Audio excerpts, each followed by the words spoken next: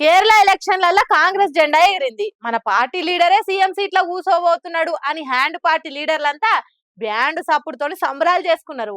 ఇవాళ హైకమాండ్ సతీష్ అన్ను కూడా ముఖ్యమంత్రిగా ఫైనల్ చేసే వరకల్లా ఇంకింత ఖుషి అయ్యారు. కానీ మన సీఎం రేవంత్ రెడ్డి మాత్రం పానం కలకలమైతుందట.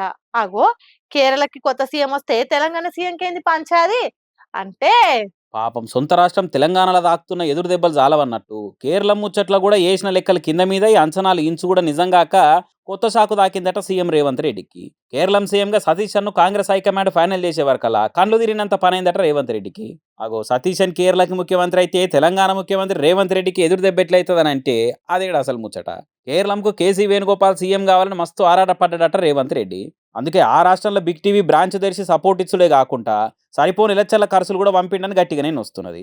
అక్కడ ఎన్నికలకు ఈయన కలలేంది అని అంటే కేసీ వేణుగోపాల్ సీఎం అయితే కేరళంలో కూడా ఆయన వ్యాపార సామ్రాజ్యాన్ని ఇంకింత వెచ్చుకోవచ్చు, పెట్టిన పెట్టుబడికి గట్టిగానే న్యాయం అవుతుందని మంచి మార్కర్తోనే పెద్దగానే స్కెచ్ చేసి పెట్టిండని గట్టిగా నేను వస్తున్న గుసగుస. హైకమాండ్కి అవసరం అనుకుంటే 1000 కోట్లు ఇవ్వగల సత్తా మనకుందని మాట్లాడి నేను చూసుకుంటా అని మస్తు నమ్మకంతో ఉండనట. కానీ ఇప్పుడు పెట్టిన ఖర్చు ఉట్టిదే అయిపోయే, అనుకున్న క్యాండిడేట్ సీఎం సీట్లో కూర్చోలేకపోయే, కథంతా ఆగమైపోయే, ఆశలన్నీ అడియాశలు అయిపోయాయని మస్తు నారాలు ఉన్నట్టు రేవంత్ రెడ్డి పాపం అని సోషల్ మీడియాలో మస్తు కామెంట్లు పడుతున్నాయి. ఇక